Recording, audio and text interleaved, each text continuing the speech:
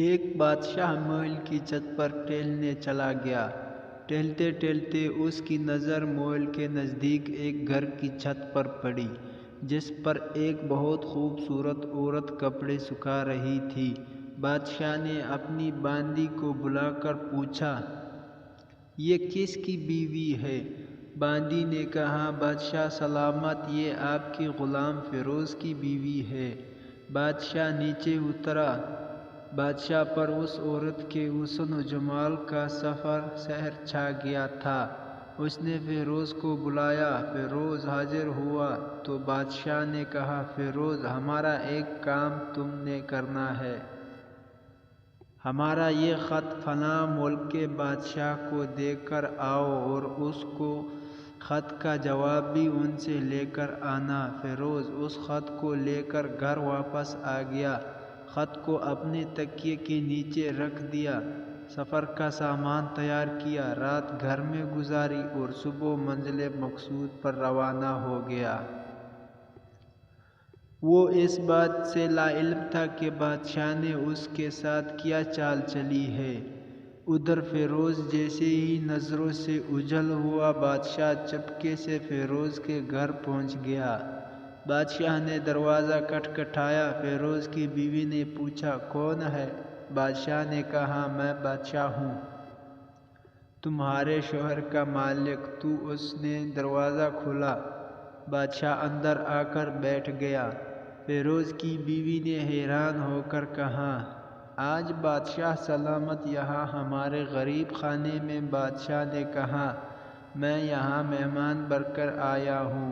فیروز کی بیوی نے بادشاہ کا مطلب سمجھ کر کہا، میں اللہ کی پناہ چاہتی ہوں۔ آپ کے اس طرح ہمارے گھر آنے سے مجھے کوئی خیر نظر نہیں آ رہی۔ بادشاہ نے غصے میں کہا، اے لڑکی، کیا کہہ رہی ہو تم؟ شاید تم نے مجھے پہچانا نہیں۔ میں بادشاہ ہوں، تمہارے شوہر کا مالک۔ فیروز کی بیوی نے کہا، بادشاہ سلامت، میں جانتی ہوں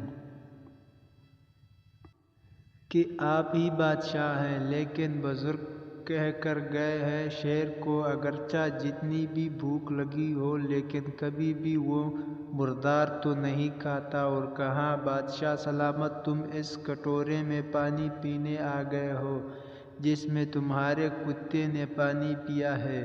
بادشاہ اس عورت کی باتوں سے بہت شرمسار ہوا اور اس کو چھوڑ کر واپس چلا گیا اور اپنے چپل وہیں بھول گیا۔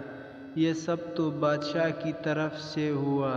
اب فیروز کو آدھے راستے میں یاد آیا کہ جو خط بادشاہ نے اسے دیا تھا وہ تو گھر ہی پر چھوڑ گیا۔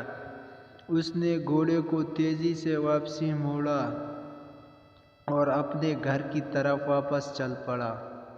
فیروز اپنے گھر پہنچا تو تکیے کے نیچے سے خط نکالتے وقت اس کی نظر پلنگ کے نیچے پڑے بادشاہ کے جوتوں پر پڑی، جو جلدی میں بادشاہ بھول گیا تھا۔ فیروز کا سر چکرا گیا اور وہ سمجھ گیا کہ بادشاہ نے اس کو سفر پر صرف اس لیے بھیجا تھا کہ وہ اپنا مطلب پورا کر سکے۔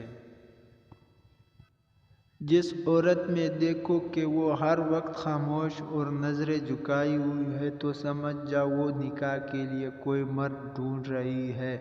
اس عورت سے نکاح